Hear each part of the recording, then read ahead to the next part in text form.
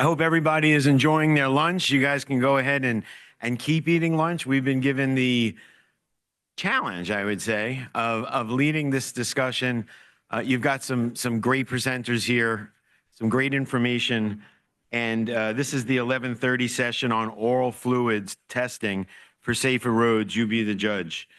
We're going to have a couple of presentations to begin, and then after those presentations, where the oral fluid testing methodology, the instruments, the purpose of it is going to be discussed. After that, you're going to hear a presentation on the research of oral fluid testing and the science behind oral fluid testing.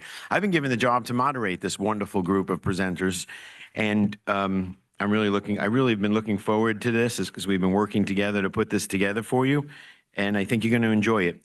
Our first presenter is Chuck DeWeese. He's the president of Connecting Clients Consulting, based in Saratoga, New York. He provides strategic consulting services in traffic safety, including initiative targeting impaired drivers, distracted driving, commercial motor vehicle safety, younger drivers, speed, pedestrian and bike safety, automated vehicles, traffic enforcement issues, and risky driving behaviors. He's got over 17 years of experience in both federal and state government, including 17 years spent as a special agent and field office supervisor for the Federal Motor Carrier Safety Administration, regulating the trucking industry. Most recently, he served as the Assistant Commissioner of the New York State Governor's Traffic Safety Committee from 2007 to 2022. Chuck was the Governor's State Highway Safety Office Director and Administrator of the $60 million National Highway Traffic and Safety Administration, that's NHTSA's grant program, which administered over 500 grants annually in 62 counties. He's coordinated, and I think we can all see the impact of that and what it's done with respect to our roads, with respect to the law enforcement, with respect to the increasing number of DREs that are out there, and what you're now going to be hearing about, which is saliva testing kits. He's coordinated traffic safety grant activities of the 14 agencies comprising the committee, and created, implemented, and evaluated the state's annual highway safety plan. He was additionally responsible for the $20 million statewide Stop DWI program and the $3 million Office of Cannabis Management suballocation. In addition, he served as the on the executive board of the Governor's Highway Safety Association, and he was chair of that from 2020 to 2022. And without any further, I'll give you Chuck DeWeese.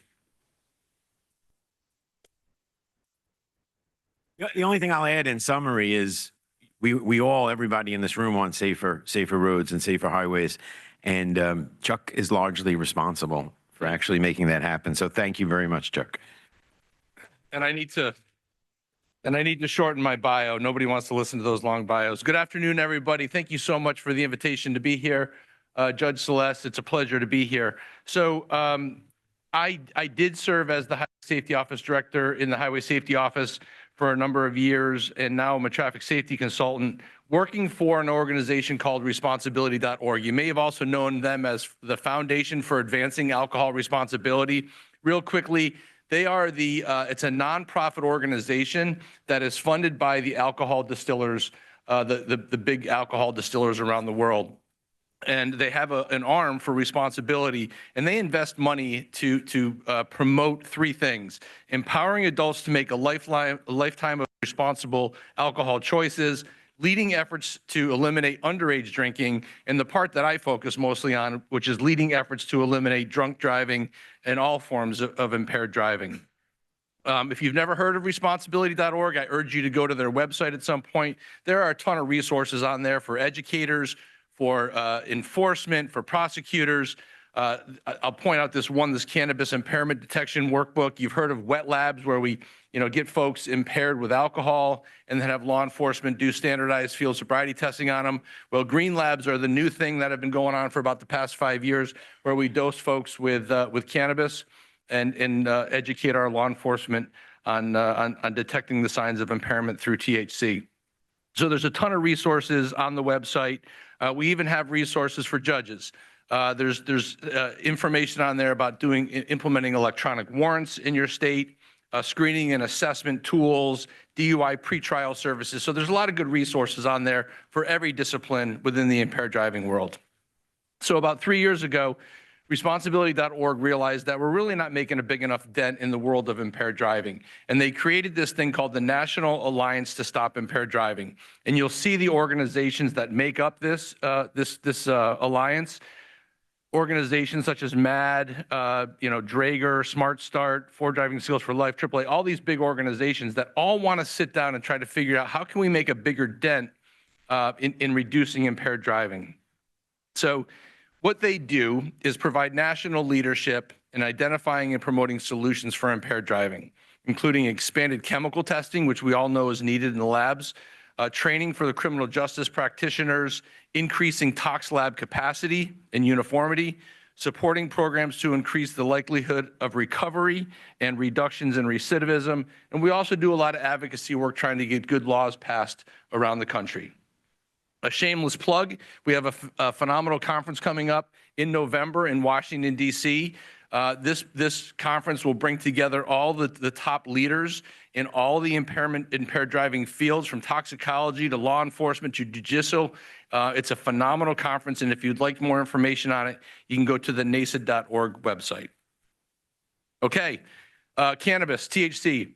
If you're from a state that has it, like New York, congratulations. If you're not, it's coming soon. It's coming to a theater near you, I'm sure. These are the states around the country that you've probably seen this map many times.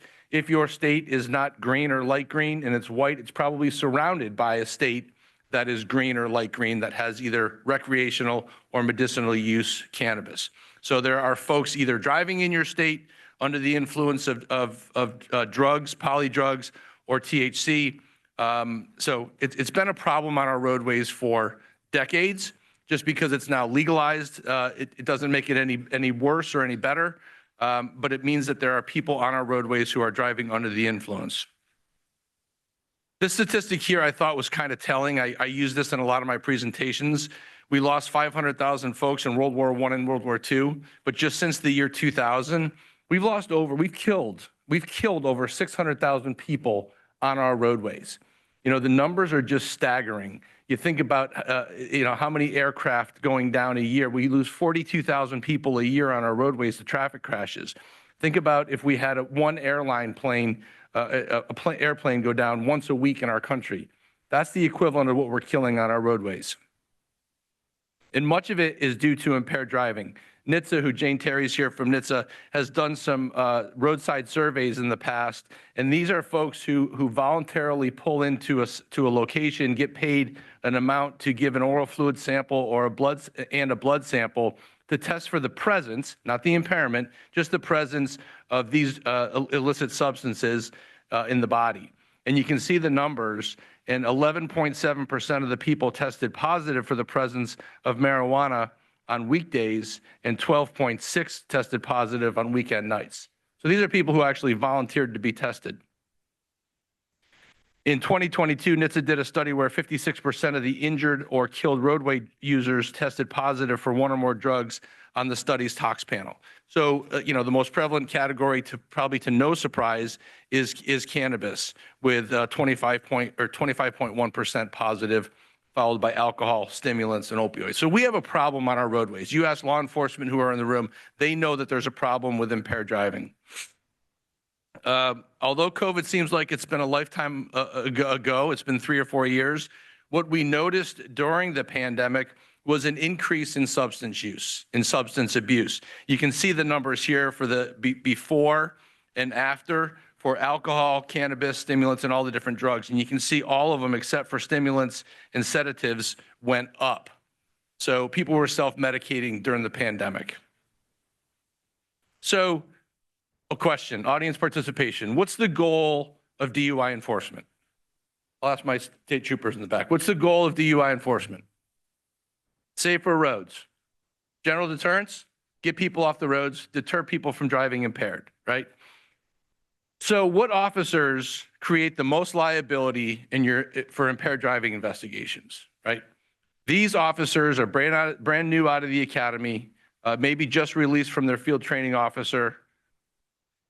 or experienced officers. You've probably seen this movie, J.D. Buck Savage, Saw Drunk, Arrested Same. Officers who maybe left the road for a while, went into an administrative position, and are now back on the road.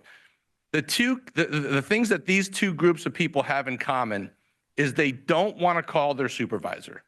They don't want to call the boss and say, I've got somebody pulled over. I'm really not sure if they're impaired or not. The new person doesn't want to look stupid, and the person who's been out for a while and has come back on the road doesn't want to look stupid either, and they don't want to call their boss. So we need to give them tools. And I show this slide because this is a police officer in 1970. He was lucky to have a nightstick, a firearm, maybe a whistle, right? And think about what a police officer nowadays has when they have to go into the men's room and take that 60-pound belt off with all the equipment on, right? And all the advancements we have with technology, portable breath testing devices. Now we have oral fluid devices, body-worn cameras, advances in DNA technology. So the advancements of technology make us better, make our law enforcement officers better to remove impaired drivers. So I'm here to talk about the newest tool. It's called roadside oral fluid. And I want to show you a video here of how it's being done in Canada. I can play this. I pulled this vehicle over for suspicion of cannabis use. I'm going to administer the new roadside saliva drug test. It's my first time administering it in the field, but I'm pretty confident it's going to work.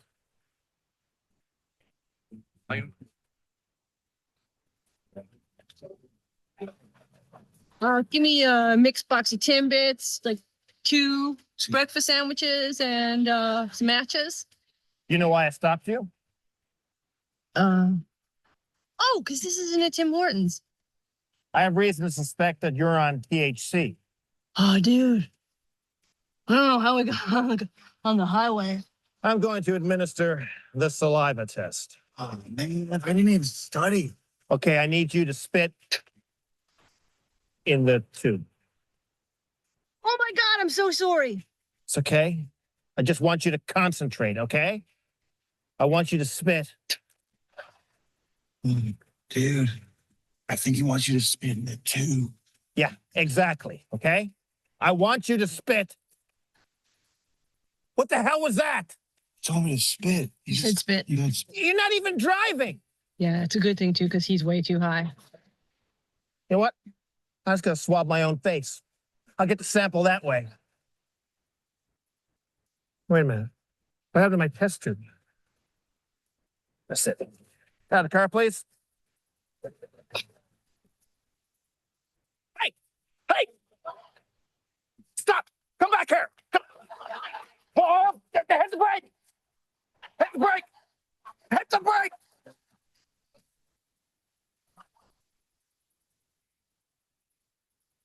ooh. Never drink and drive. And if you have to smoke pot, please park and spark. Stop! We have no idea how we're going to deal with this. Brake! A message from the Royal Canadian Mounted Police.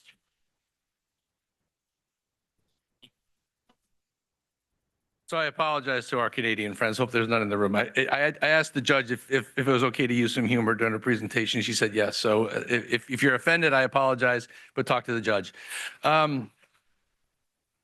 So oral fluid analyzers versus readers. I'm kind of here to talk about like the difference between what technology is out there. The visually read products on the right here are kind of like your at-home pregnancy test, your at-home COVID test. I'm sure you've all used them, right? You take the swab, you put it up your nose, you get the nasal fluid, you mix it with that liquid, which is called a buffer. It kind of frees things up, and then you drip it onto the pads, right? It's called immunoassay technology. And what it's doing is it's the buffers mixing with the nasal fluid, and it's moving across lateral flow strips that have dried reagents on them. I'm not a scientist. Marilyn is the scientist. She's going to talk all about the science pieces of it. But there's dried reagents on those pads, and if it cross-reacts, then it shows a positive. And the visually read products are like that at-home COVID test where you actually have to look at it. The reason I shouldn't say don't like them, but prefer the analyzers better is because you have to be looking at that stick to determine if it's a line or not. And if you've done an at-home COVID test, how many times have you been like, honey, come here. Is that a line? I can't tell if that's a full line, a half a line. Am I positive? Am I negative? And then, there are times where it's negative and then you wait, 30 minutes later, you come back on the counter and it says positive. The analyzers, on the other hand, are an actual, almost like a laboratory in a box. There's cameras in here, there's heaters in here, and it's an actual laboratory in a box. Draeger makes the one that's the box unit. This is a Sotoxa unit that I have here for display, made by Abbott Laboratories. And I'm going to kind of just walk you through how the technology works. And I took the swab. So you take the analyzer and you turn it on, okay, for law enforcement purposes. The swab you give to the motorist. The law enforcement officer doesn't do the swabbing themselves, so they don't get bit for officer safety. It goes in the mouth, under the tongue, on the cheek for about 30 to 45 seconds to collect enough oral fluid. How do you know you've collected enough oral fluid? Well, there's an indicator on here that turns blue when you've collected enough oral fluid, okay? You take the cartridge, one cartridge per test, has a buffer solution in it. It goes into the analyzer, okay? You get the check mark, tells you that everything's working properly, then, which is there. You take the oral fluid swab, you push it in until you hear a click. You set it down on the roof of the police car and you wait 5 minutes. So what'll happen is, what's happening now is the oral fluid is mixing with the buffer, and then it's going to start working over those lateral flow strips. And then after the 5 minutes, you're going to get a result of positive or negative for up to 6 drug classes: cocaine, opioids, methamphetamines, THC, benzodiazepines, and amphetamines. So it's a fairly simple, easy to use technology that law enforcement can use to help detect the presence of recent drug use. So what does impairment look like if you're this law enforcement officer just out of the academy and you pull somebody over and you give them the field sobriety test? And the field sobriety test, the three tests are the horizontal gaze and nystagmus, the walk and turn, and the one-leg stand. And when they do that, they fail 2 of the 6 clues for HGN, 2 of the 8 for walk and turn, and 1 of 4 for the one-leg stand. And you give them a PBT, which is the portable breath test, and they rank a .03. Do you make the arrest or not? Right? You might get 50% of the population say yes, 50% says no, I don't know. Okay, so if they have ARIDE training, which is that next level of training, advanced roadside impaired driving enforcement training, there's the modified Romberg test, the lack of convergence, and finger to nose test. And the person, again, they estimate 34 seconds, not horrible. Lack of convergence, there wasn't any. Finger to nose, they missed 4 of the 6 touches. Are you going to make that arrest? But now, if you're unsure and you're going to let them go, you now have a technology to give them this oral fluid test, and the oral fluid test comes back positive for cannabis. That gives that officer that little bit more of knowledge and comfort that they have somebody who possibly could be impaired. So it's all about making better, is the way we call it. This is from Indiana. They have about 18,000 officers who are trained in SFST, okay? Of them, 2,200 or 12% have that next level of training called ARIDE, gives them a little bit more knowledge and experience.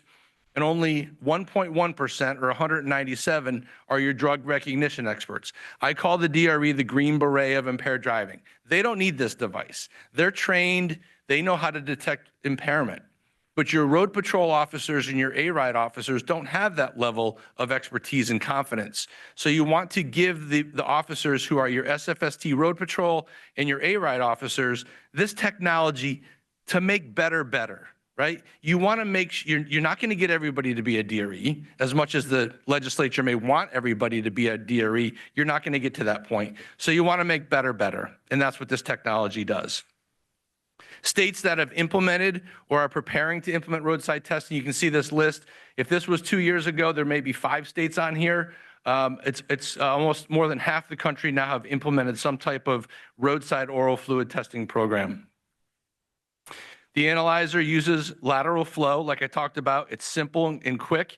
My result will be up in 48 seconds. Hopefully it'll be negative. Sure it will be.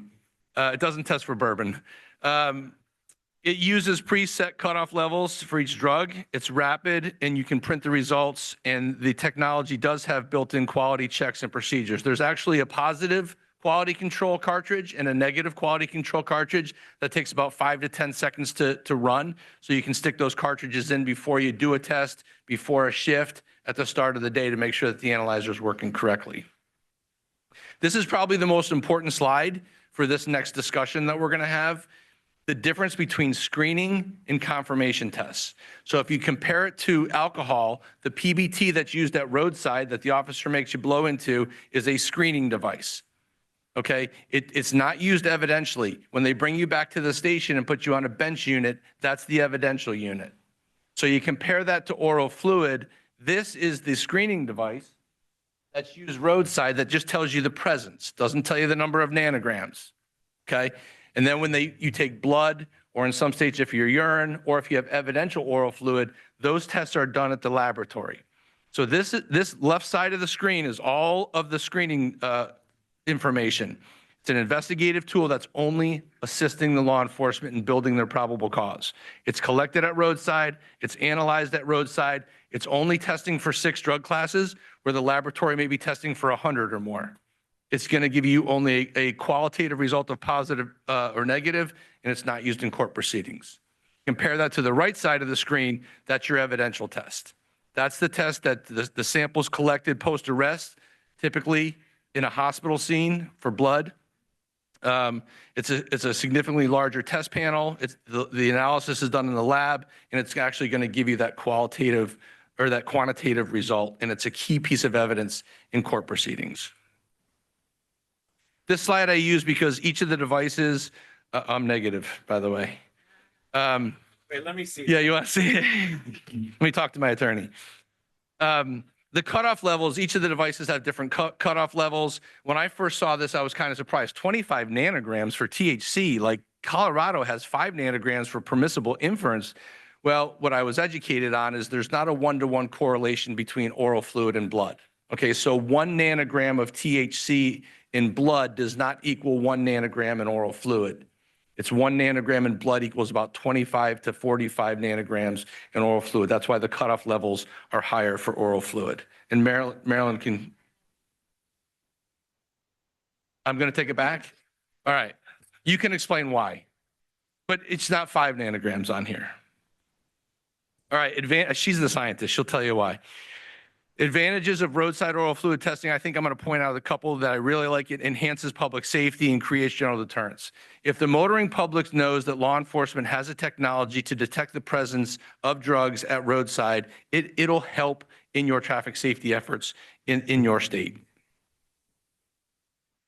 This slide here we use to talk to the legislature because the legislature sometimes thinks that the law enforcement is going to take this device, they're going to pull somebody over, they roll down the window and stick a swab in their mouth. That's not how it's going to happen. It's going to happen the same way your normal law enforcement stop occurs. You need to have your vehicle in motion, personal contact, then you do your pre-arrest screening, your SFSTs, and then you're going to try to determine if you sense impairment. You're going to try to determine what's causing that impairment. Is it a medical impairment? Is it alcohol that's causing the impairment, or is it drugs? So that's when you do the portable breath test to determine if it's alcohol. If you get readings of 0.03, then you do the oral fluid test to determine if there's something else that may be causing that impairment. That helps you develop your probable cause to make your arrest. You can seek your warrant, collect your evidential samples, and call for a drug recognition expert. These are the states. There's 23 states now that have some form of oral fluid authorization in statute, either through implied consent laws or through some other type of a statute. If your state is gray, like say California, Oregon, or Washington, that just means that their statute doesn't authorize it, but it doesn't mean that law enforcement can't do it. Okay, so they are doing roadside oral fluid testing in a lot of these states, but when an officer says, hey, will you please take this oral fluid test, and they refuse, there's no penalty. Okay, I'm almost done. I'm going to get to the really good news from states that have implemented. The state of Indiana went all in. Michigan was the first state that did 2 pilots, and Indiana said, we don't need to do a pilot. Michigan was successful. They said oral fluid was a good matrix for testing. So they jumped all in. 80 analyzers were bought in 2020, and they had 110 uses. And you can see as it went through the years that 200 analyzers in 2021 with 879 uses, and then 782 uses. And now we're close to 5,000 in the state of Indiana, and 47% of the cases tested positive for polydrugs, with 67% of the cases testing positive for THC. Those are some pretty high numbers. What we also saw in Indiana, when they started using these devices at roadside, more and more law enforcement officers said, I'm interested in doing some more with impaired driving. So they volunteered to take ARIDE training. Okay, you have SFST training and you have DRE kind of at the front end and the back end. The DRE is your green berets, your SFST is what every police officer gets. The ARIDE is a 2-day course that kind of bridges that gap. Well, all of a sudden in Indiana, their ARIDE classes spiked. Everybody wanted to take ARIDE. The other thing that happened, the drug recognition evaluators, it's like 1% to 2% across the country are DREs. And most of us are seeing in our states a decline in the number of DREs. As soon as you do a class with 20 officers, you have 20 that are promoted or retire or quit. So you're constantly just trying to backfill those DREs. But what's happened in Indiana, even though their number of DREs have declined, their number of drug recognition evaluations have skyrocketed. Okay, you can see the numbers here. Why is that? Because more officers, the road patrol and the ARIDE train were starting to use this device and calling more DREs to the scene. So their evaluations skyrocketed. What else did we see? After oral fluid was implemented, increase in lab submissions. So you can see just in Benton County, they went from 2 lab submissions in 2019 to 50, a 2,400% increase. 13% increase in the state in submissions to the lab. So more officers were using these, calling more DREs, sending more lab submissions of evidential samples to the lab. So we knew the program was growing. This is from one county. This officer reported that in 2019, they had 61 OWI arrests with 2 ARIDE trained officers. As more people got trained in ARIDE and started using the oral fluid devices, their OWI arrests went up and their fatals went down 13% from 2022 to 2023. So huge success in the state of Indiana. So we've been going around with r.org trying to promote the use of roadside oral fluid testing to both improve your data in your state and also to remove impaired drivers. So r.org has a oral fluid working group that we've created some resources now that'll be on the NACID website in about 2 weeks. How to implement a program in your state, learn from the mistakes of other states, the data that you should be collecting so that after a year of implementation, you know whether your program's working or not. And the third is a bunch of resources, everything you ever wanted to know about oral fluid, but were afraid to ask. So those resources will be up on the website soon. Thank you very much, and I'm going to turn it back. Yes. Yep. Is live. I want to ask you a couple of questions to throw out there as moderator. I think I need to, and then we'll get to the questions in the audience. First is, for a long time, I thought that the legalization of recreational marijuana in many ways could improve roadside safety because there are people who have been smoking marijuana, using it, driving on the roads for years without law enforcement paying close attention. Do you think that the increase in recreational marijuana in the states, which has led to the funding, has actually helped this program develop? Without the recreational marijuana, do these saliva test kits start to get used as often as they now are? Well, you know, when states started legalizing cannabis, the question was, are fatalities going up, are traffic crashes going up because of cannabis, right? And the only way to answer that question is to have data before and data after, right? So before cannabis is legalized, if you weren't collecting crash fatalities and crash statistics with people who were positive for THC, there's no way you can compare that afterwards, right? So in New York, it's a section 1192, driving while ability impaired. But we don't say 1192/cocaine, 1192/marijuana. So it's hard to make those analyses, whether it's safer or more dangerous. To your question, as I think you're asking me, are we training more law enforcement? Are more law enforcement engaged in enforcement? I don't really know the answer to that. Indiana obviously showed increases with ARIDE training and DRE training. It's always been a problem on our roadways. I don't know that necessarily we're training more people. Are those officers trained, because you talked about probable cause versus evidentiary use, Are the officers trained to collect a second sample to use for confirmatory testing? So New York, all the guys in the back there, New York is one of only 3 states that's doing evidential oral fluid training. Jen Limoges in the tox lab just finished a pilot. So New York is doing evidential oral fluid on misdemeanors only. Am I correct on that? And the state of Alabama is doing it, and Ohio has a program. At time of arrest or subsequent to at the scene, when you collect the original sample, do you collect the 2 samples so that you have evidence that's timely with respect to the operation? I'm sorry? A breath sample, so it doesn't need to be timely, and just, Doug already mentioned this, but an evidential sample versus a roadside oral fluid test are two entirely different things. So we're not going to take a secondary sample roadside because that's not an evidentiary test. And then when we collect this evidential, they have enough solution left over in the vial that they can save on the secondary test. Okay, and what's the time delay between that first test and when you ultimately get the confirmatory test? Varies. It depends on time roadside, but we have to wait 20 minutes before a breath test, so I would say minimally 30 minutes. Is there a reason? They're doing it after the revow. I know you can't test field side, it's a different equipment, but is there any reason, and maybe Dr. Hustis, you could address this too, is there any reason that the officers can't collect the second sample, not test it, but hold it and collect it so that it could later be used? And that Yes. way you don't have that delay That in is time. being done. It's called there's a Quantasol sample. You can collect both at roadside. And the last thing is you mentioned the ARIDE and the DRE. What is done for the DRE officer who's also doing the saliva test to eliminate confirmation bias, if anything? So in our implementation guidelines, so the road patrol officer, calls the DRE. We recommend that they don't tell the DRE what the result was. Or you tell them just that you either had a positive or a negative, but you don't tell them the substance. But we would recommend you don't tell them anything. Because we're seeing here, at least in the city, DRE officers actually collecting the saliva test before they do the DRE examination, which obviously runs the risk of confirmation bias. They're running the saliva test before they do their eval. Yes. In New York City, you guys are special. unit, NYPD is doing obviously. that.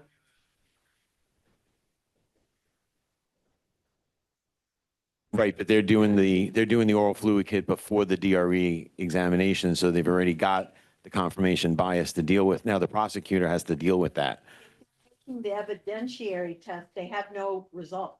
No, that's not, this is the screening, yes.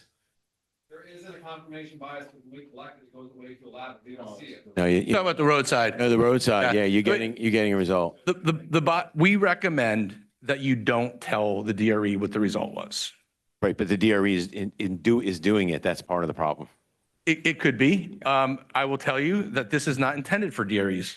A DRE can do a 12-step evaluation and tell you the same thing that this thing is going to tell you. Thank you, It's sir. for the road patrol officer. And I know we have a prosecutor here with us as well, but as a defense attorney, I will tell you that confirmation bias issue is a very important one. It's a line of cross-examination that if you do it the right way, you don't have to worry about.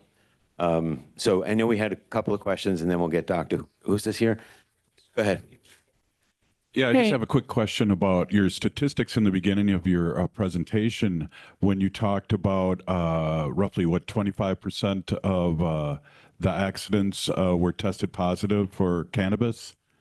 Were they also tested for alcohol? Yeah. And so is this just looking directly at cannabis and not the overall problem of Is my screen not up again? driving So intoxicated? these were people who voluntarily tested. You talked about, it was fatalities, and you said something about like 26% of fatalities. It was a chart. Yeah, it was a chart. This here? This one. That here? Yeah. So Oh, wait. Yeah. Yeah, that was it. Thanks. So 55.8% of injured or killed roadway users tested positive for one or more drugs, including alcohol, on the tox panel.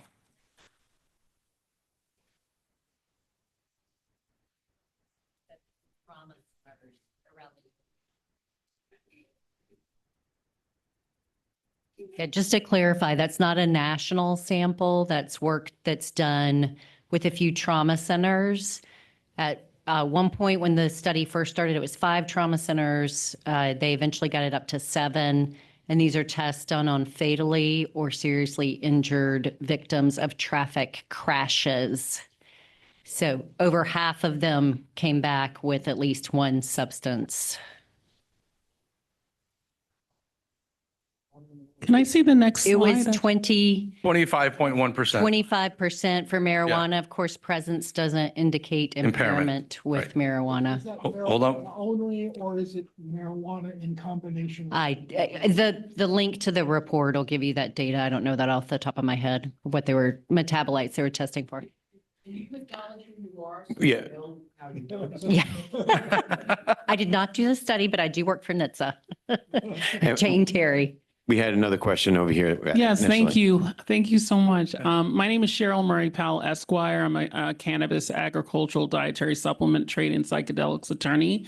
And I have a couple questions. Well, first of all, thank you for moving technology along so that we're able to move in the direction of being able to identify intoxication. But you clearly stated that this is showing a presence of marijuana, not intoxication. Correct. But the treatment of the results are as if it did indicate intoxication, not just a presence. And I think this has bias towards faith-based communities, faith-based using communities. How long is marijuana in the system? What's the oldest age for marijuana to be in the system for it to be detected by this oral test? And a couple more follow-up questions. Yeah, well, Marilyn can probably answer that question better than I do, but it depends on so much stuff. Your age, your weight, your height, what you ate, your metabolism. I think it's about 6 to 10 hours, Marilyn, with THC For with the these oral test? devices. You'll talk about that. You have a lot of those slides on that. Dr. Hustis will discuss that, and then Recent use, though. Okay, I'll wait for then that. we'll Like also- if you used last night, it's not going to test positive in the morning. After Okay, Dr. that's- Hustis, we'll also be able to have a conversation on the difference between presence and impairment, and in court, how that affects the outcome of cases. Fantastic. I look forward to your presentation. And I also wanted to talk about the video that was shown, as a cannabis user myself and also a professional and advocate. I want to make sure that we have a conversation about responsibility on both sides.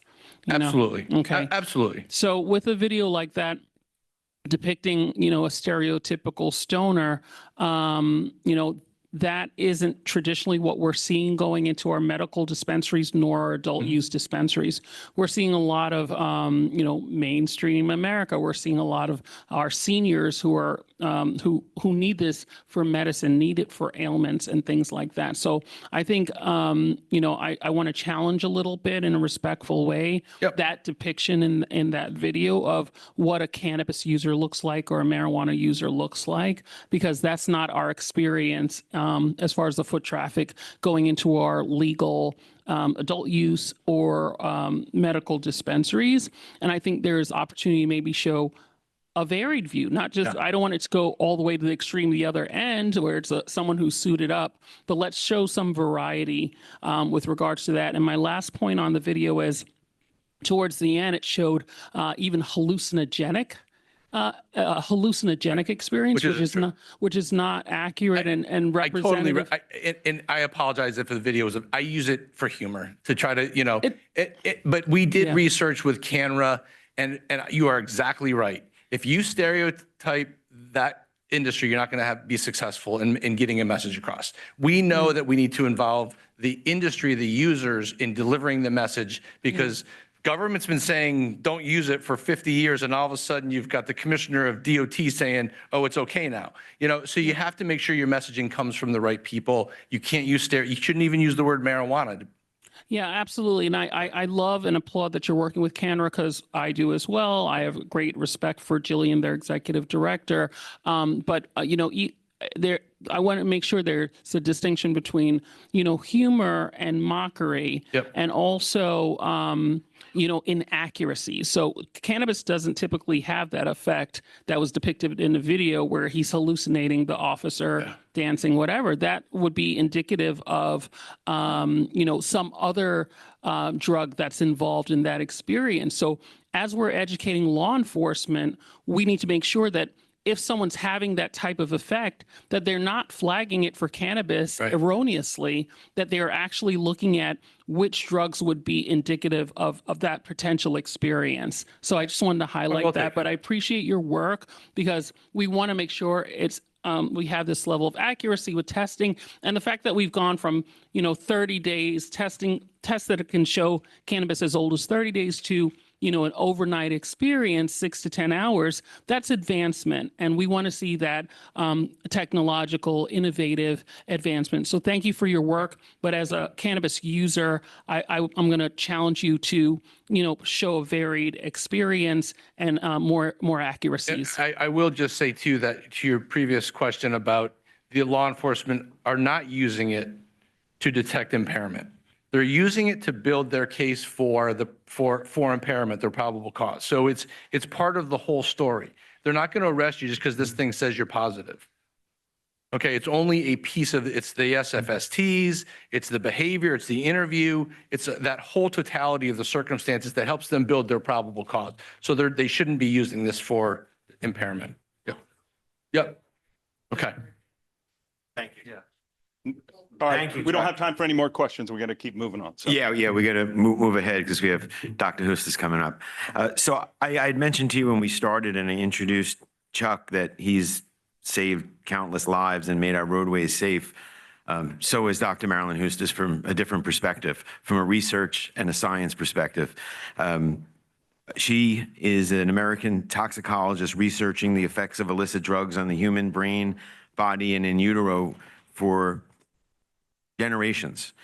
She's a professor who's retired as a tenured senior investigator and chief chemistry and drug metabolism section of the National Institute on Drug Abuse. So if you've seen a study and if you've learned about the impact of marijuana through research and science, this is the person that you have to thank.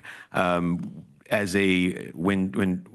Dr. Hustis retired from the federal government, I called her almost immediately to say, does this mean that you'll testify for a defendant? And the answer is yes, because scientists believe in science.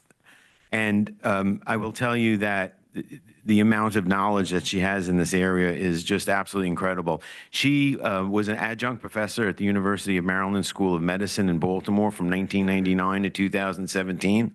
Currently, she's a senior science and policy advisor for Pinney Associates. She's been a professor at the Institute of Emerging Health Professions, Thomas Jefferson University in Philadelphia, an adjunct professor at University of New Mexico College of Pharmacy. She's an honorary professor at Barts and London School of Medicine and Dentistry, Queen Mary University of London, England, on the Smart Approaches to Marijuana Science Advisory Board, and president of Hustis & Smith Toxicology, LLC. Her research programs focus on the neurology and pharmacokinetics of cannabinoid agonists. I'm not going to go on to the rest of that because some of those I don't know how to pronounce, but you will very well. And her CV, a resume is there, so I'm not going to say any more. I give you to Dr. Hustis.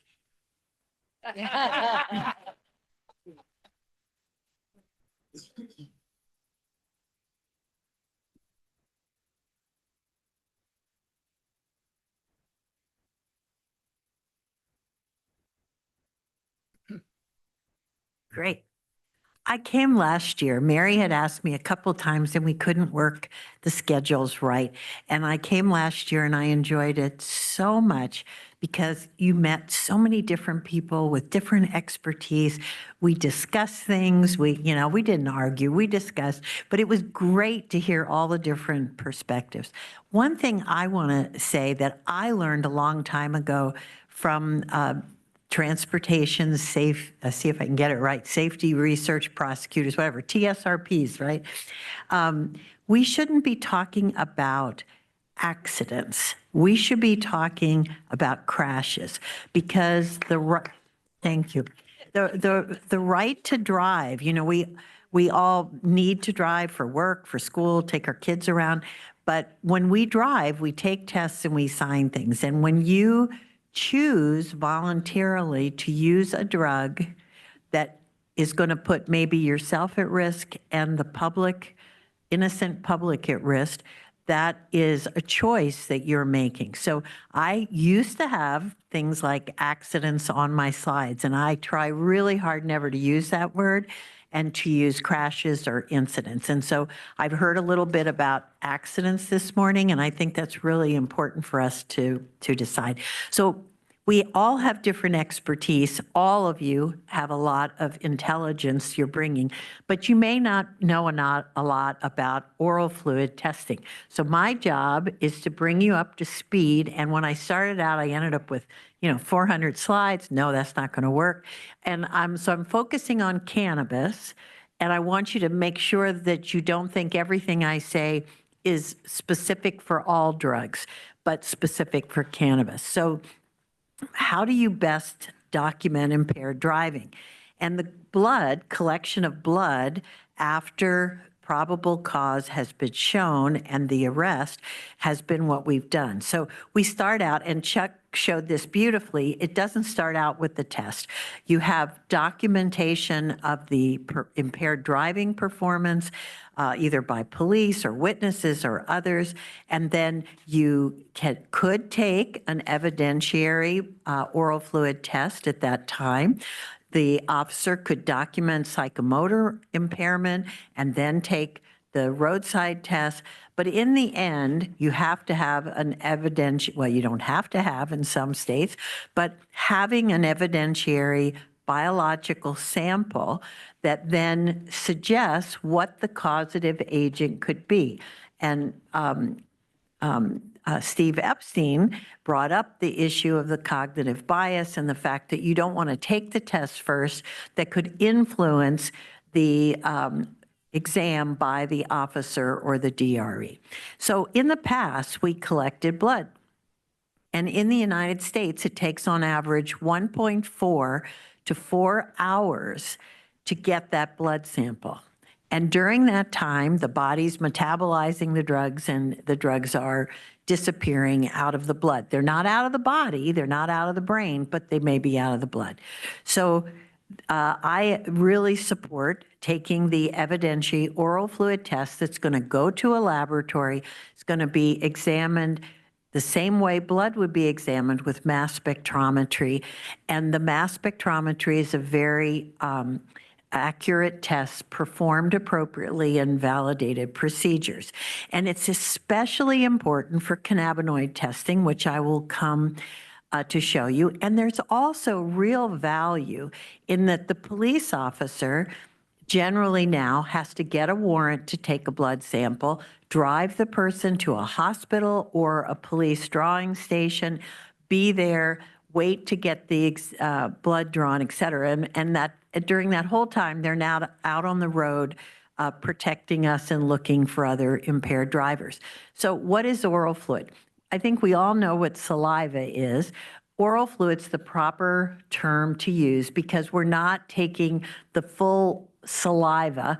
There's other things in there. There's food debris. There's other things. Oral fluid is what's actually excreted from the salivary cells, and then the saliva has all these other things. So one thing when Chuck brought up about the relationship between blood and oral fluid, it's very complex. And oral fluid has a certain pH, but if you stimulate it, like if you chew on parafilm or you take gum or you put candies in your mouth, you can stimulate the release of oral fluid. When you stimulate it, you change the pH, and you change, especially in the cases of basic drugs like opiates, amphetamines, you can change the amount of those drugs that are present in the oral fluid. So it changes, the amount we excrete over time changes. So there's a lot of science behind how drugs get into oral fluid. So there's some real problems with interpreting blood concentrations, and some of it's been brought up already earlier today, and I talked about it last year if you were here. So the THC concentration in blood decreases really rapidly. THC is not soluble in blood like alcohol's totally soluble in water and blood. It has to be carried around by proteins, and it gets pulled out because it doesn't like being in the aqueous water environment into the tissues.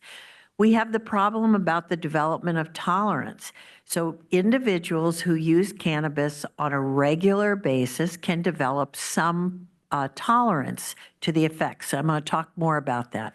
And so that affects our interpretation of blood concentrations. We have the problem that was brought up earlier today about residual THC in blood from individuals who are chronic frequent users who have so much drug in their body that even when they're not using, it's being released from the tissues and can be measurable in blood. And then we have that whole issue of the residual differentiating recent use from chronic use.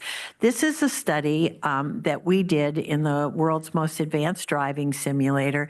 And I think any toxicologist could have told you, yep, THC decreases quickly.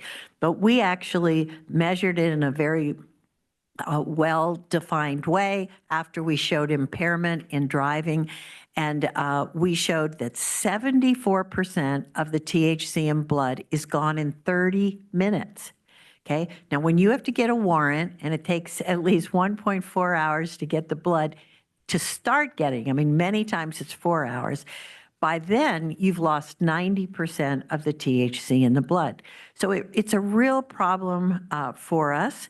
And also I brought up the officer involvement. Now, this is one of the easiest ways to understand tolerance, so I thought I'd show it from our work. If you look at the light blue, do I have a pointer here? Okay, all right. So this light blue is the occasional user. All that means is they don't use every single day, okay? When they smoke it, the THC concentration, which you see down here on the x-axis, this is how high they're feeling right now, okay? It shoots up crazy. It goes up right up. This is before right after the end of smoking. Smoking's about 10 minutes. But they're very, very high at a very low concentration. This first blood sample was a half hour after they started smoking. And then you can see, though, that they stay high up here, even though the THC concentration is dropping very rapidly. The effects aren't changing. And then that slowly decreases. And we call this a counterclockwise hysteresis, which just means the concentration is not directly correlated with the effects, okay? Look what happens with the chronic frequent user smoking the very same potency cannabis cigarette. In order to feel high, the high they want, they have to take in a whole lot more THC.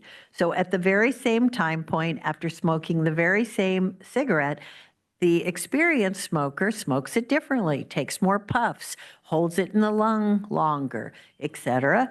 They have to get to even a lower level of high. They have to have, they have to have a much higher THC concentration, okay? So very same potency. The difference between those two graphs is the tolerance that the individual has. What is critically important to remember is tolerance is never complete, okay? It's never complete. So that person can still show impaired driving, for instance, but they're showing it, they need higher concentrations to overcome that partial tolerance. So that's what tolerance is. This is the data, and I'm looking for the lady who was interested in this today. Are you here still? No, I don't think she's here. Okay, so she went to, okay, we'll show her later. But okay, so this study it shocked us all, okay, because any toxicologist before we did this work, anywhere in the world would have said, if you find THC in the blood, it means recent smoking. People defined that differently. Some people would say 3 to 6 hours before. I would have said up to 12 hours to be, to cover everyone, but that's what we all believed. And in this study, we had our chronic frequent cannabis users. They came in, they were on a closed research unit, and we took samples every single day. This is the THC right here. And you can see, I want you to see, this is the day, but look at the number of participants, because in all of our studies, these individuals are volunteers. These individuals are going through cannabis withdrawal, which is very unpleasant. They don't feel well, they don't sleep well, they get into lots of arguments with other people, and so they choose to go home. And of course, they're volunteers and they can do that. And I honestly thought that so many chose to leave that we wouldn't have the data we needed, but we did. And so shockingly, we could still measure at low concentrations, and that is very important. The limit of detection here was 0.25 nanograms per mil, but we could still measure it in individuals out 30 days. And so this was part of my comment to Dr. Grinspoon, is that we published these data, and these data caused havoc in the driving under the influence of drugs world, because it said, wait a minute, you cannot assume that when you see low levels of THC that it means recent use. You have to prove the impairment first, and the biological sample tells you what could be possibly causing that. So now, why do alternate matrix testing? So matrix means biological specimen. We generally have blood. Some states, which thank God are getting rid of it. Some states still have urine, which there's no relationship at all with finding carboxy THC in urine and impairment, right? I mean, urine does not tell you anything about impairment. So there are lots of biological samples. Hair sampling you've heard of, oral fluid sampling, sweat sampling, lots of things.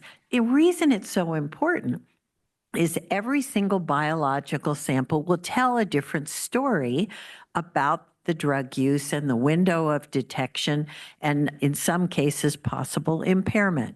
So they offer unique information, and you can't expect them to always agree. So for instance, a hair test is more a historical record of drug use over time. It's not going to relate to impairment at all. Certainly blood and oral fluid are probably our best samples, and we're working hard on breath testing in cannabis as well.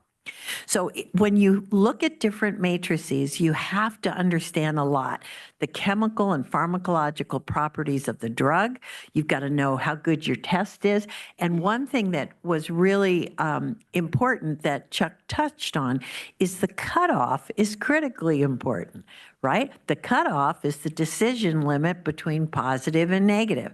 And when that cutoff moves, it really makes a difference. So let's talk about the oral fluid testing that Chuck showed you the example of in the United States for workplace drug testing with oral fluid. It's a 4 nanogram per mil screen and a 2 nanogram per mil confirmation. In Canada, where they're using it roadside, they want a 25 nanogram per mil cutoff. In Australia, where they're using it, they use a 15 nanogram per mil cutoff. And in Europe, they use a number of different cutoffs. Okay, so just when you look at the bottom, this is important. The detection time in blood is very similar to oral fluid, which is much shorter than urine, shorter than sweat, and much shorter than hair. Okay, so is there a better biological matrix than blood for identifying recent cannabis use? And I say yes, yes, yes, there is. Okay, so oral fluid is not new. It's being used for all drug-impaired driving cases in Australia since 2004. We're slow. I put on my first meeting on oral fluid for potential roadside use and workplace testing in 1994. So we're slow. And in Europe, it's been used routinely since 2008.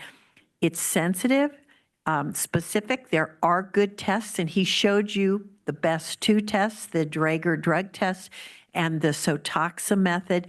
The drug wipe that isn't used much in the US but used a lot around the world is also very good. But there are many horrible oral fluid tests out there. I can't tell you how frightening it is. When we started looking at oral fluid tests, all these companies took their urine tests that were looking for the metabolite, the carboxy THC, and they made an oral fluid test, which would never work. And they went out and they sold it directly to many police forces very cheaply, saying this will work. Couldn't pick up any positives. We've gotten a long way since then, but there are still many horrible tests. I just participated with the Brazilian government, and they tested 4 devices that the government chose, and it was a beautiful roadside study with police. Everything was great. Three of the devices had absolutely terrible sensitivity, specificity, and accuracy. So there are still many out there. In the United States, the state of Alabama was the very first state to develop their whole program. They have their state labs are doing all the confirmations. They have excellent training, and they're doing it. We're all still waiting desperately for the first court cases because we want to prove its efficacy. We have convictions, but there haven't been court cases challenging oral fluid testing. The New York State Police in Albany also has an evidentiary program up. I've worked with Ohio, with Michigan, and other states. So the big problem, I'll tell this group because you have influence, the big problem is the money for the state or local labs to do the confirmation of the oral fluid tests.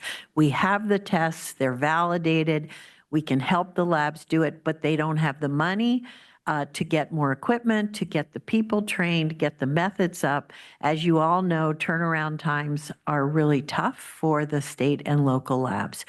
So that's what's holding it up.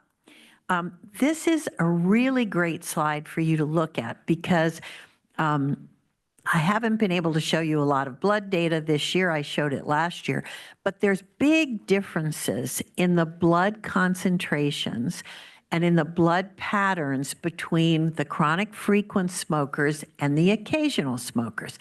And what we did is we compared in this study, and you can see that although the chronic frequent smokers right here in the blue, they come right into our lab and they may be positive. Many of them were smoking right outside the door before they came in because they know they're going to have a sustained abstinence period. Okay, it drops, okay, and this is 19 hours while they're on the unit overnight. We know they have no access to drugs. But then when we give them the cannabis cigarette, they both shoot up, and look at these concentrations, okay? You can get an oral fluid cannabinoid of 8,000 nanograms per mil. Okay, really high concentrations initially, which is why I jumped all over my friend Chuck when he was talking about the relationship. The relationship between oral fluid and blood changes dramatically over time. Okay, so when you first get it, you get thousands of nanograms per mil.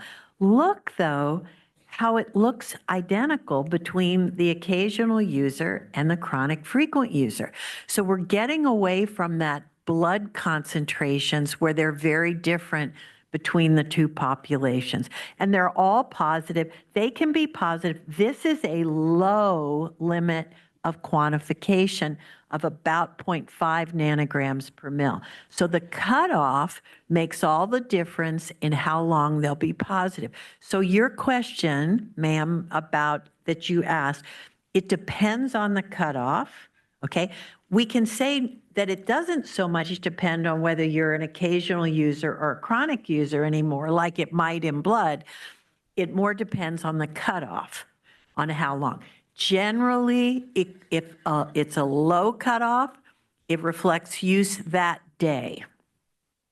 Okay? If the higher the cutoff is, the shorter that detection window. 24 with a very low cutoff, okay?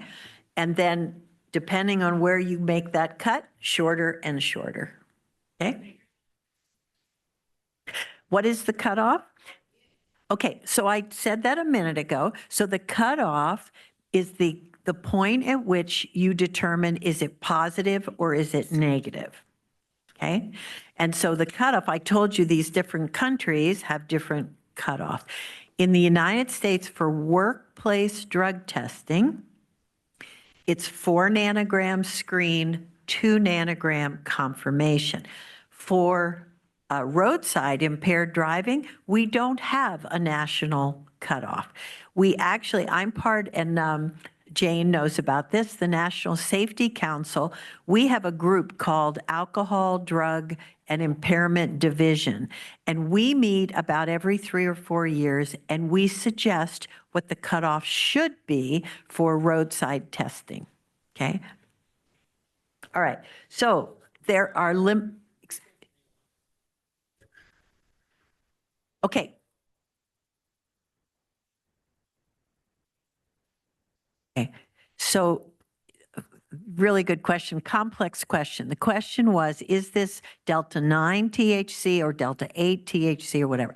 It's in the roadside screening, they're targeting delta 9. Delta 8 could cross-react, okay? Delta 10 might cross-react. Some of the other analogs like THCP and some of the newer ones, I haven't seen data saying how much they will cross-react.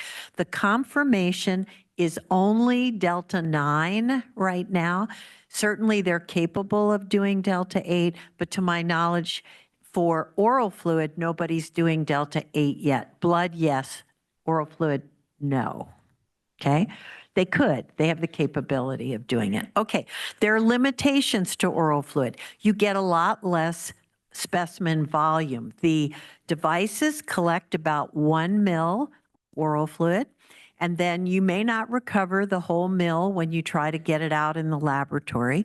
That's why oral fluid is now possible, because we have very sensitive mass spectrometers where maybe 10 years ago they weren't sensitive enough. So now we have sensitive enough that we can confirm even 3 or 4 drugs maybe in a sample. The variability in the volume is key. The Substance Abuse Mental Health Services Administration requires for oral fluid testing that the volume be within plus or minus 10%. Okay. So that's important, because if the volume's different, the concentration will change a little bit. Drug absorption is another huge problem, and cannabis is the #1 problem. When you wipe that thing around your mouth, that THC sticks on that pad and doesn't want to come off. So the elution buffer that you use to get it off is key. This is one of the problems with the oral fluid devices. I told you they're bad ones. Some of the bad ones, the buffer doesn't pull it off well, so the recovery is very poor and sensitivity is poor. The elution buffer is important for pulling it off for recovery, but drug stabilization. So if we got into opiates, it's really important for cocaine. If you don't have a good buffer, the cocaine could metabolize to inactive benzoylecgonine, for example. But it also dilutes the sample. And so again, you've got to have high sensitivity. All right, there are a lot of advantages. You can take it really rapidly. It's non-invasive, okay? We don't know yet if a warrant is going to be required or not. There's no case law that decides that, whether you have to have a warrant to take an oral fluid.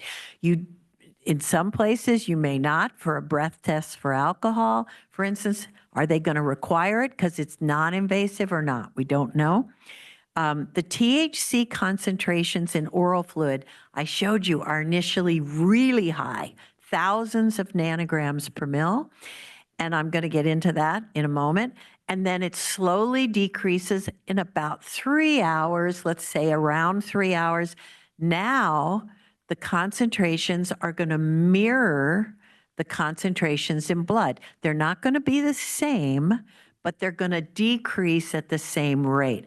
So that's the answer to your question. Initially, they are very different, but then after some period of time, they will at least dissipate at the same rate.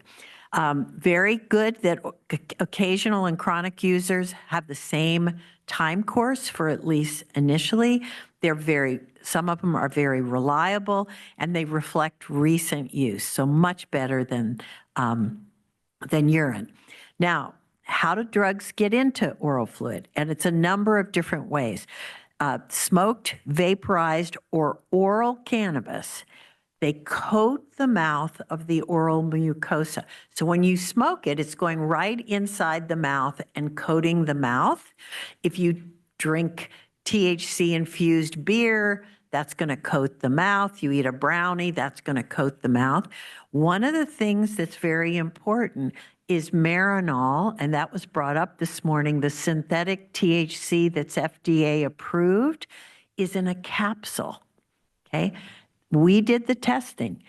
Unlike all other types of edibles that we tested, the Marinol does not coat the oral mucosa, and you will most likely get no positive test results. So that's very important to know that the oral THC Marinol in a capsule won't produce a positive test. Okay, I think I've covered that. And that's this example here. So here is the time that for the first dose. Here's the plasma THC concentration and oral fluid concentration. So here is the blood, the plasma. They come in, they spend the night on the unit. We dose them orally. It takes very much longer. We know that, right? For the peak than smoked or inhaled. And exactly what we expected, we get a bump in the THC concentration.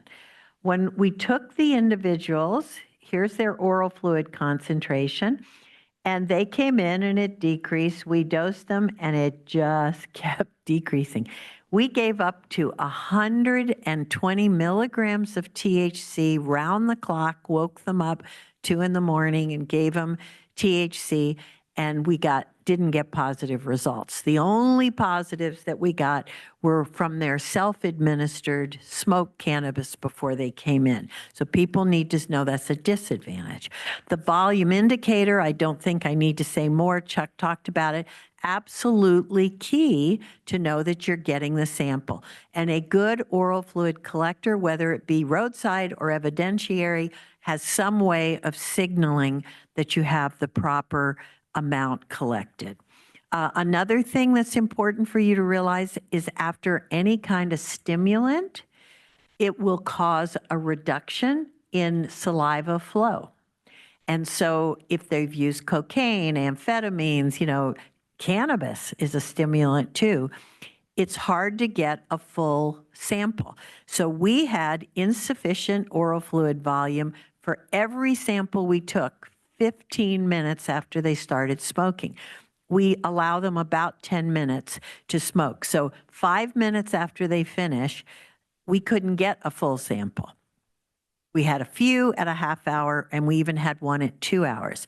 And this happens with roadside or evidentiary samples.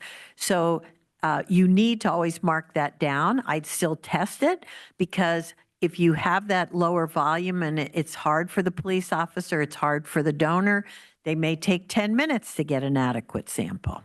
Okay, what do you have to do if you have an on-site test? You need it to be rapid.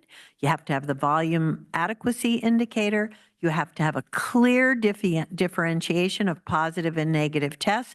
This is what Chuck was talking about. Is there a line? Is it dark enough? For the non-instrumented ones, our problem. This is important to understand too. You're doing one test for a whole class of drugs. So if it's something like cannabis, we're only looking for THC. But if you're looking for something like opiates, you've got all kinds of different opiates. You've got the heroin, the morphine, 6-acetylmorphine, you've got hydrocodone, hydromorphone, fentanyl, whatever. You want as broad a specificity on the screen as you can get because you want to be able to detect those. And you might, and remember too, the oral fluid test is testing what, 6 or 7, maybe 8 or 9 drugs total, where in the laboratory we can test for hundreds of drugs. So I am a true believer in no matter what the oral fluid screen is, if you've documented impairment, which should have been done first, if you've documented the impairment, you need an evidentiary sample to go to the lab because they're going to look at a much bigger breadth of drugs that may have produced that impairment.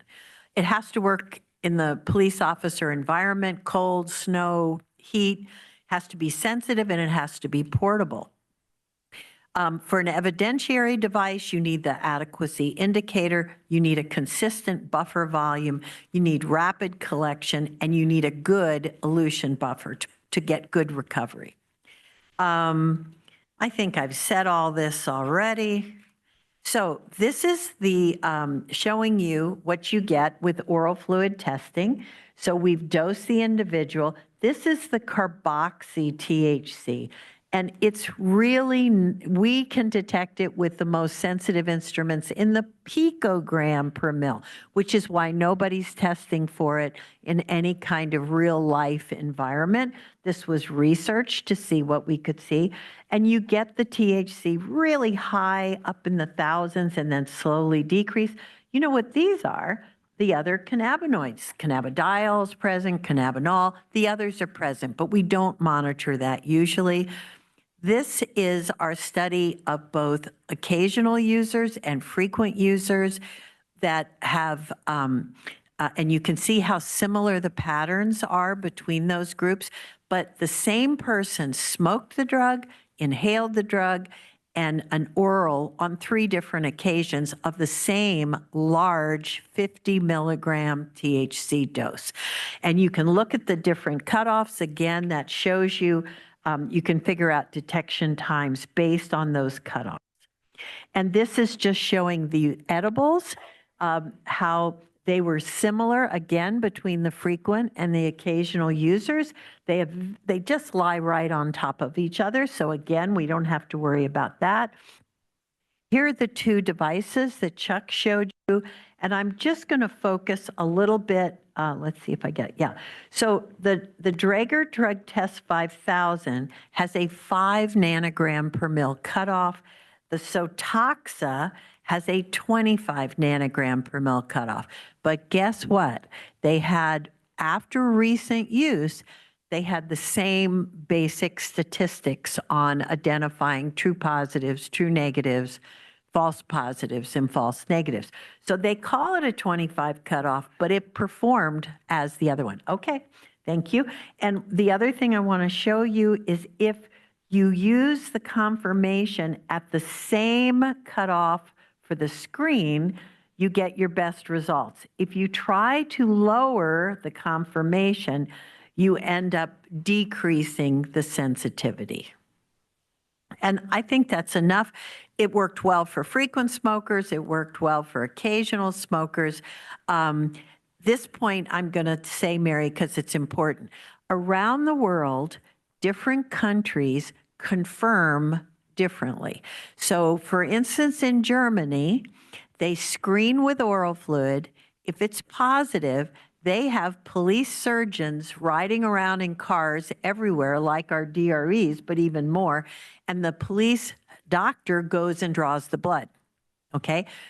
We don't have that in this country. We don't have physicians readily available to draw blood.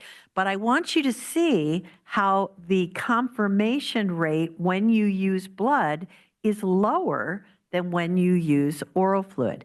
I'm a firm believer that if you screen in oral fluid, you should confirm in oral fluid. And that's because of that rapid drop of THC in blood.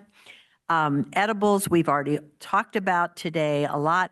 These are just some of my doctoral students and postdocs who did all this work, and that's from our adventure travel, which we love to do. Thank you so much. Before you sit down, I know we have some questions. Two quick things I want to ask you. One is, can you talk about whether the field screening test can have any use as an evidentiary result in court without confirmation? You must have confirmation of the immunoassay results. The immunoassay result cannot stand on its own. You need the mass spectrometry confirmation. And can you talk a little bit about published accuracy rates with respect to it? Because I know you've discussed potential cross-contamination issues or false negatives, false positives. Are there published accuracy rates? Okay, so they actually have the issues about the screen. We have much more problem with false negatives than we do with false positives, much more. Okay, for cannabinoids, there are some other drug groups where you may have more false positive results, like amphetamines. Okay, but for cannabinoids, there are very few that will interfere. It's more the false negatives we worry about. And then you must have the confirmation to assure that. Do we have a sense of what those numbers are for the false positives for cannabinoids? Yes, they're all published. I have a lot of data published, and the others have published those data too. But first of all, are you talking about the screen? Screening. I'm only talking about the screening for now. Yeah. So yeah, could name you 50 different papers that have done it, depending on the device, depending on the drug group, depending on the cutoff. And we had a few questions before we get to one Ravizza. comment, and then we'll take some more questions. We're running behind. I'm sorry to the We other started panelists. way behind, Mary. Yeah, 15 minutes behind. 15, actually 14.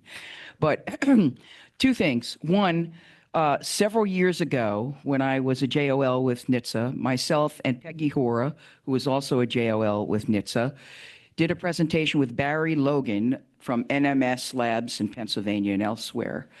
And we had a group of 150 judges in the room, and we did a presentation on whether these devices could be admitted as evidence for purposes of conviction, not for probable cause at the roadway.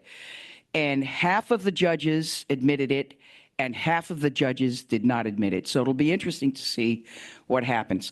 Also, It's come a long, long way since then. You have to have the evidentiary sample. You do. And in the workplace, it's mandatory that you have 2 samples. But on the roadway, it's not. And for breathalyzers and alcohol, it's mandatory that you have 2 samples. But in oral fluid, it's not. Well, okay. So first of all, we've done the work and others to show that if you take 2 samples of oral fluid within a certain time frame, that you get very similar results. And so that's possible. And another vendor has developed a device that takes 2 oral fluid samples at the same time. And so you'd get one that would be the evidentiary, you have the second available. So there's 2 ways you can answer that question. Marcotte has a question. Okay, a couple of quick questions. One is the bottom line is what is it telling us? And Is whether what? what is oral fluid telling us in the end? And people make references to recent use. I know, Chuck, you said 6 to 8. When I look at the data there, I see a median of about 10 to 12 hours, or if you use a 5 nanogram cut point. So I do think it really needs to. At that cutoff, at the low cutoff, or the Well, it's a SAMHSA. logarithmic scale, so it's hard to tell, but as I try to plot it. So I think really understanding what is recent use is critical here. That's the first comment question. And then the other thing is, are there ways to counteract this? I know to take the sample, you wait 10 minutes, but if someone sees the lights go on behind them, has there been any studies to see whether or not you can cleanse your mouth and counteract the detection? Okay, so wait, the first one, it's what I said on my first slide. It gives you an indicator of what drug might be the causative agent. What they've documented the impairment, what drug could be contributing to that impairment? Right, but that could have been used 12 hours ago. Could have been. Yeah, so it doesn't count. It's much better than blood. I totally agree, but it doesn't really get you more proximity. Yeah, that's why I'm saying you need the documentation of the impairment first. Okay, we have a question right here.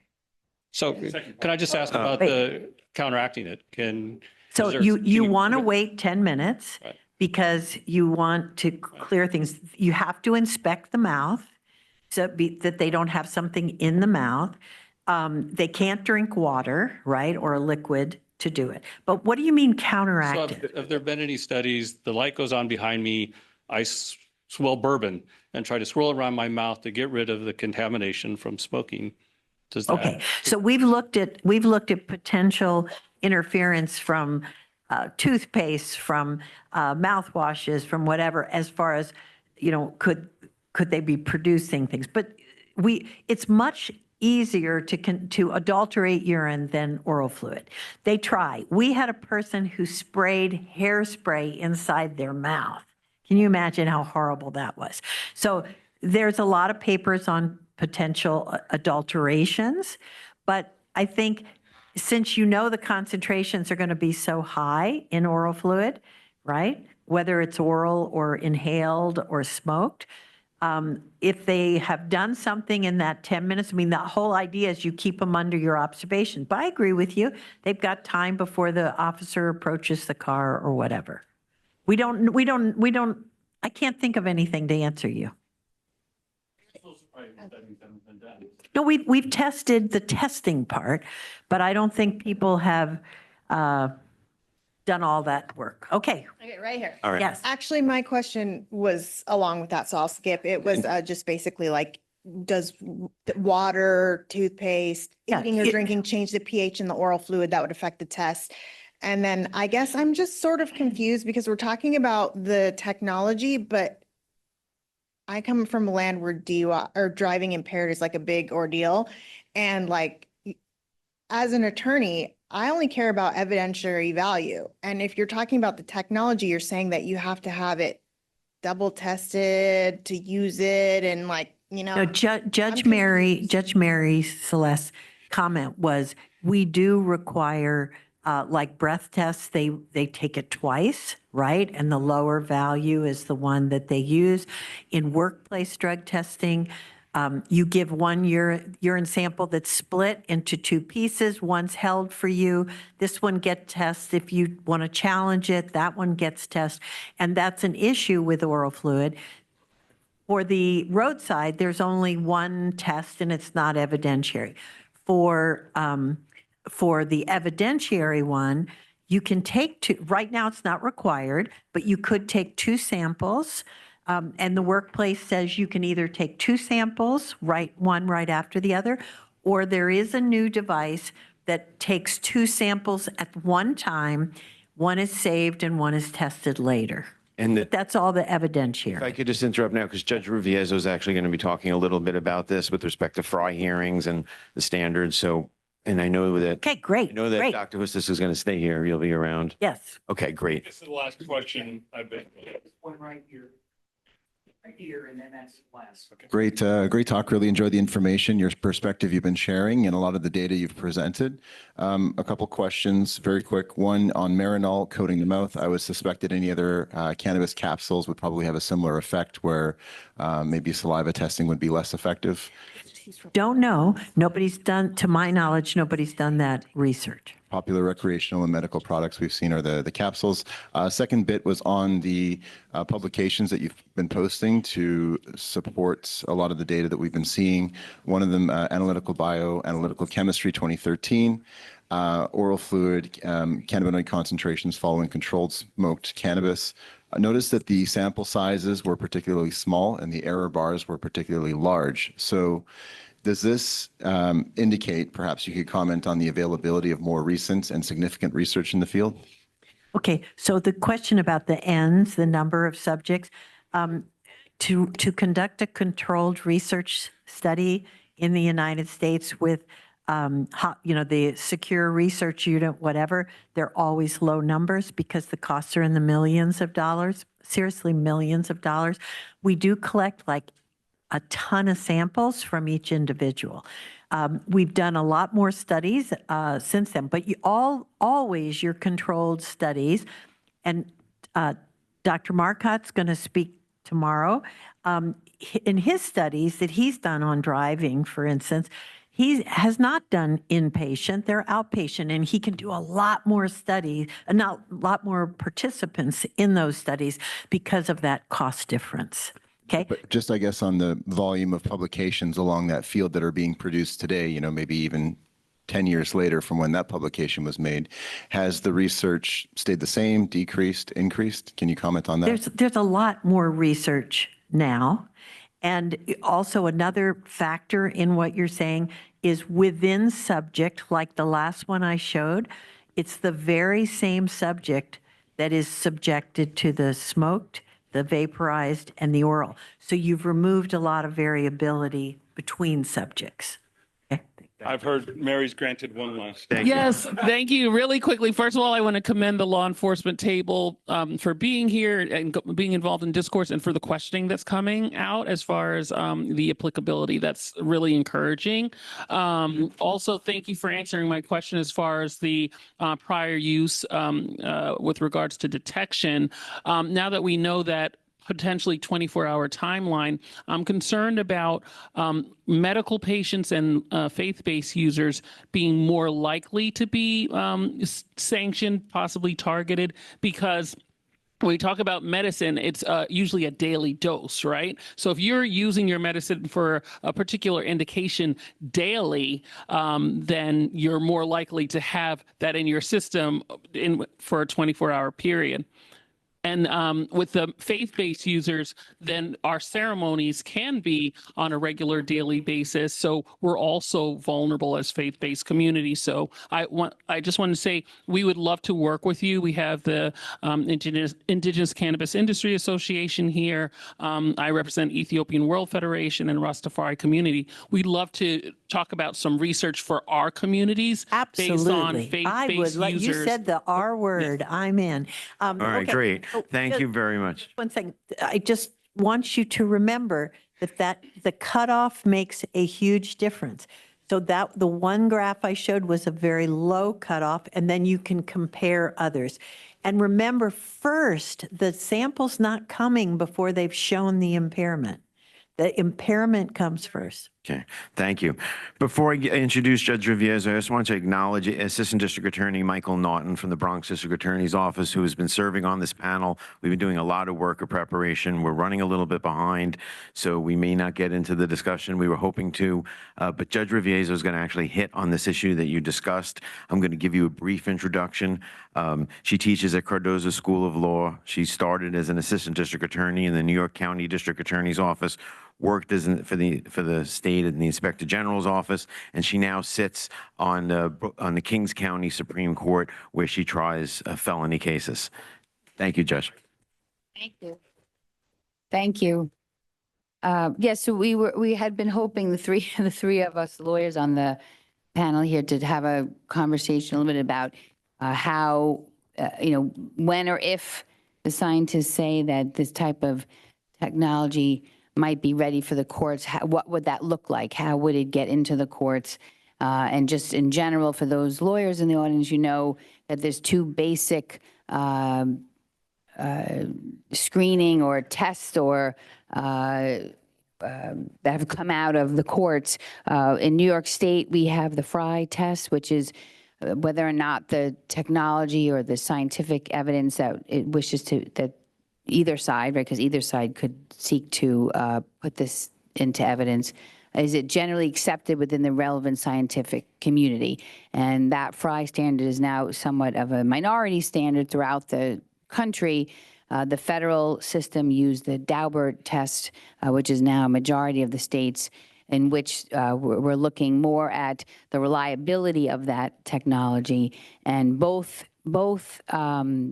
standards also, of course, require it to be relevant to some issue at trial.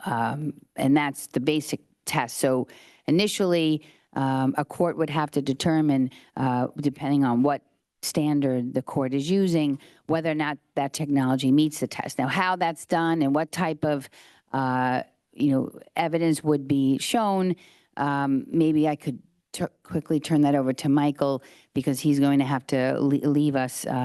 But Michael did, let you talk about, Michael did one of the really interesting fry before one of my colleagues in the Bronx having to do with the BPT test coming into evidence for evidentiary purposes, not just for probable cause. And so I'd like to have Michael have a chance to talk a little bit about that, because while it's not the oral fluid test, the way that you go about kind of building your case, if you're a prosecutor, I think would be very similar. Michael. Thank you very much, Your Honor. I'm Michael Naughton. I'm an assistant district attorney at the Bronx DA's office here in New York City.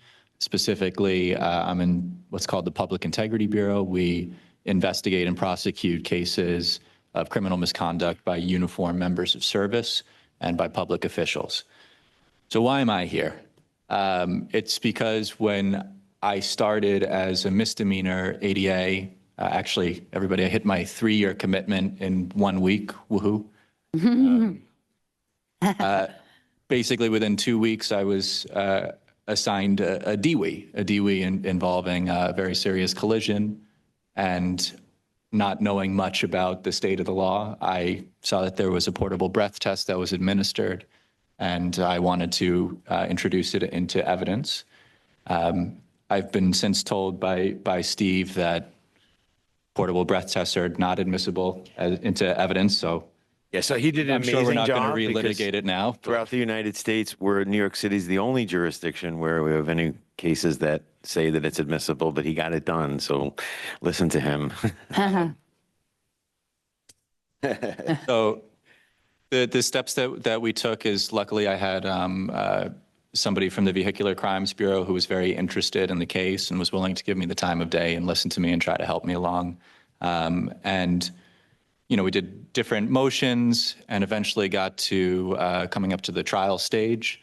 And we made a motion in limine noting that we were going to try to introduce this portable breath test. And at that time, the judge, much like Mr. Epstein, said that it's not admissible, but he wanted to hold different hearings about the state of the law. And so we conducted oral arguments, and there actually are several different criminal court cases, which is the lowest level of courts in New York City. It handles misdemeanors, and various other cases in which the PBT was deemed inadmissible. But we conducted various oral arguments, and then after these oral arguments, we scheduled a FRI hearing. And while I don't understand the science of oral fluid devices in terms of testing for marijuana and other possible controlled substances, I would imagine that somebody who wants to try to admit an oral fluid device after, of course, speaking with experts and deeming and making a decision about whether or not it produces scientifically reliable results should ask for a FRI hearing and call an expert witness to discuss the reliability or potential non-reliability of that device. I would certainly want an expert to actually bring in the device and show it to a judge, show how a device could be calibrated, and then look at the specific facts of the case at hand to try to come up with a convincing argument for why admission of that device is actually germane to the case, and why a judge should take a risk and make a decision on something that is perhaps a novel issue. And I'm not here to argue about the PBT because this is a different issue, but what I would say that's really important that we all realize that science in criminal investigations can be very helpful for the prosecution, and it could be very damaging for justice if it's not used correctly. So that's why if you are going to do a FRI hearing, you need to make sure that the attorneys on both sides you use all of the resources that can be used and call the best experts, because bad FRI hearings result in bad law, which results in bad evidence and bad convictions that will get reversed on appeal. And the last thing police officers want is to have their convictions undone by an appellate court. And the last thing prosecutors want is to have their convictions undone from appellate court. So we really are on the same side in many ways when we talk about science. I sit on the New York State Commission for Forensic Sciences, so I see it on a regular basis. bad science is one of the leading causes of false convictions. So Michael's case is a good example of how this might happen in the future. And I think one thing needs to be clarified. There's a difference between the method of testing and what is analyzed. Don't confuse that. What Dr. Husta said was that saliva testing can be an extremely reliable way of getting a result into evidence, but not the immunoassay version, which is the screening, but the gas chromatography mass spectrometry, which is only going to happen in the lab with a sample that's been collected under different protocols. And so when you talk about a confirmatory test, and I know the judge talked about 2 samples, which we don't do in New York, by the way. It's a single sample state, incredibly. At least it's allowed. It's not by statute. So we're not talking about what is being analyzed, but we're talking about the scientific process of doing the test. There's a difference between that. Can I just add one thing too? I think, and you just alluded to it, and we can all think about, science that turned out to be, so-called junk science, whether it's, hair follicles or footprints, that some court had determined had some kind of science reliability that we now know, unfortunately, years later, that this type of science should not have been in the courtroom. And I think one of the ways of avoiding that is to do multiple FRI hearings before multiple judges. And while as judges, we're allowed to rely upon the results FRI hearings done by other judges, the more of these we do, and with different experts giving different opinions, I think the more that's challenged in an adversarial process. And when you look back at some of this science that came to our courts, years ago, we can name others. I don't know that those were really tested as well as they needed to be, and we relied too much on perhaps just one FRI hearing or one Daubert hearing in one place and not have done enough of them. Science, by its very nature, changes over time. It's observations that are made and questions that are answered that we don't know the answer to, and it changes over time. Vikings thought that the solar eclipse was caused by 2 wolves named Skull and Haiti. Babylonians learned that they developed it through courses of time. And so science evolves, and hair follicle analysis is a perfect example. People were executed based upon hair follicle analysis through the FBI's elite unit. And so the judge's point is very well taken, which is be careful with science, make sure that you're fully litigating it, and making sure that the scientists come in and talk to the judges and tell the judges how it should be handled and how it shouldn't. Because that doesn't mean that progress can't be made in the field and the roads be made safer. It just means that it may have to be done in a different way. So saliva testing could be helpful for probable cause determinations. Great. How can you then use saliva for evidentiary purposes? It's a different technology. It's a different methodology, I should say, for testing. So it's important, and the goal is very important, which is road safety. But the scientists need to be very, very involved in that process, because the crosshairs between the justice system and the scientific community is a very dangerous place. And I think that the one thing that we can all appreciate is that science changes, like now the saliva testing. It's a wonderful growth out of what I do attribute to being the recreational marijuana legalization in the United States. Law enforcement officers are much more aware now than they were years ago about marijuana. It used to be a green tongue, right? So the science is evolving.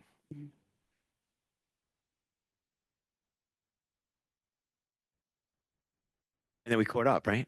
Okay.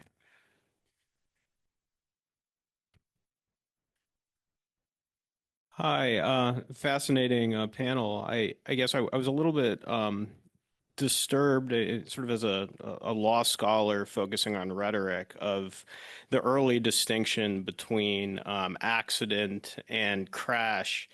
So I was wondering, for the lawyers, I mean, when I think of an accident, or that it's really, I mean, something that, someone didn't mean to do. Crash, I think, is more neutral. But the fact that, anybody would be able to, get in an accident and then be thought to have intentionally caused that conduct, no matter the psychoactive substance, and perhaps, could rise to the level of gross negligence. But I mean, are you persuaded that these really aren't accidents, that these are intentional conduct? One thing to understand is that, when we litigate cases at the very end of the trial, the judge reads the law to the jury, and trials are about the facts, the law, and the emotion put together that makes people act. The legal instruction, just for example, in New York, and this is a national conference or symposium, but it's happening in New York, is that one of the factors that the jury may consider are the circumstances surrounding the accident. That's critical, right? The language is not accident, it's not crash, it's the circumstances surrounding the accident. So I think the answer to your question depends upon the jurisdiction, and then it's up to the trial attorneys to best wield their weapons, which are words. It's fortunate, but it's unfortunate. We're in a litigation system with two adversaries, and sometimes one is stronger with the other with language. But what we do is we use words, but we do it within a system of justice where the law defines what those words mean. So when the judge gives the instruction, it's the circumstances surrounding the accident. When you refer to gross negligence, each state also has a different mens rea. And in New York, it's intent, it's recklessness, it's criminal negligence. And regular negligence is just a civil liability.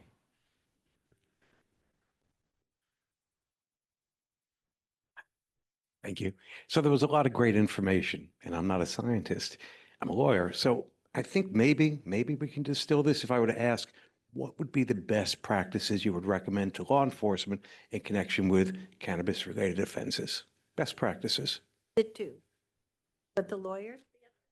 I think it's the science. I like what I said before. I think that's the answer is the scientist and the law enforcement officers, because there are practical things they could do in the field and practical things that they can't do in the field. So it's a crosshair of law enforcement, science, and the lawyers. But I think, Doctor, I think that's really well for you to address.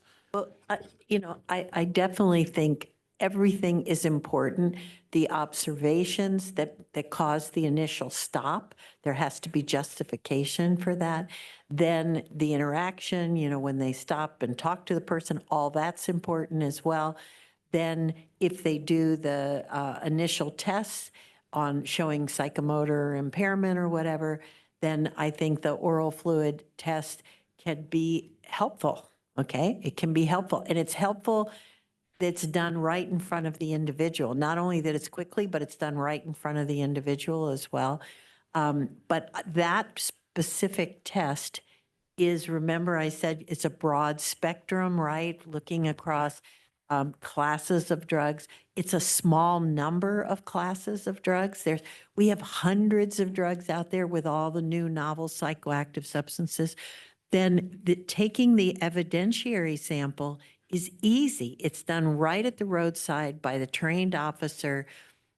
It's collected, it's sealed, it's signed by the donor, and it goes to a laboratory. So I think that's the appropriate way. I agree when Chuck said that they recommend that the results of the probable test, the screening test, I don't think the DRE needs that information. They should have an independent evaluation of that. And part of the problem, though, is that the officer on site who does the exam and makes all their initial determination, it may be a long time till a DRE gets there. What's the average? 1-2 hours? Yeah. So things can change in that 1 to 2 hours. So we're not negating the experience or the observations of the initial officer. But I agree that the DRE should not see those and make their own independent. And I would just add one thing, which is for 32 years, I've done almost exclusively vehicular crimes, DWI and vehicular homicide. And a dear friend of mine is a DRE officer who does training for NHTSA nationwide. He's one of the best experts in the nation, and we work a lot together. And he uses a really important word, which is fair. And I think if I could say one thing in terms of an investigation, if the law enforcement officer does it fairly, is not prejudged, and that way you collect the most evidence. So it's not just, have you had anything to drink? What did you drink?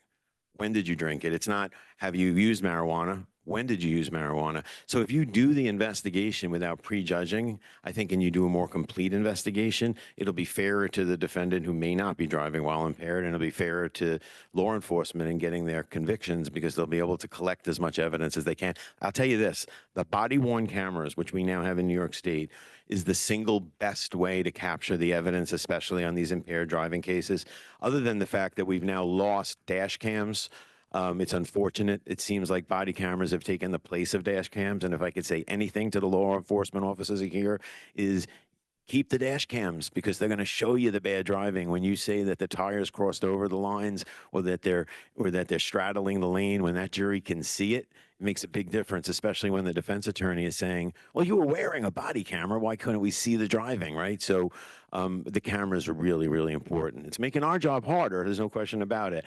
Much harder, but they're really, really good. So those states that don't have it, get your local law enforcement to wear body cameras. It's best for everybody. Well, the problem though with prescription drugs is just because you can consume it doesn't mean you can drive under the influence of it. It's just like marijuana. My friends tell me all the time, well, marijuana is legal. And I say, so is alcohol. But you can't take alcohol or prescription drugs to the point where it impairs your ability to operate a motor vehicle. So that's the problem with prescription drugs. I think one of the law enforcement, did you have your hand up? Cause a lot of impairments. Yeah. It's called additive effects. Right. Okay. Oh, hey, I think we are wrapping up. So big thanks to our panelists and moderators.